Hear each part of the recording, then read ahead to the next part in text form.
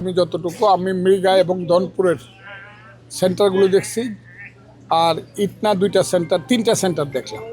যতটুকু দেখছি ভালো দেখছি এখন পর্যন্ত। 12টা বাজে, এখন পর্যন্ত আমি ভালো দেখছি। পরে যদি এরকম হয় তাহলে এক্সেলেন্ট ভোট হবে। আল্লাহ উপরে, আল্লাহ উপরে, আল্লাহ উপরে।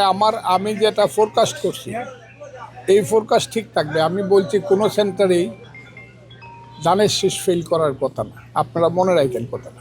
3-4টা কেন্দ্রে পাইছি, অষ্টগ্রামে একটা, এরপরে ইটনাতেও 1-2টা অভিযোগ পাইছি। অন্য প্রার্থীরা খুব মিথ্যা অভিযোগ করে, এই হলো ব্যাপারটা, খুব মিথ্যা অভিযোগ করে। সেই অভিযোগের উপরে তারা দেখতেছে, দেখুক। আমি এখন পর্যন্ত একটি অভিযোগও করিনি কারো বিরুদ্ধে, একটাও না।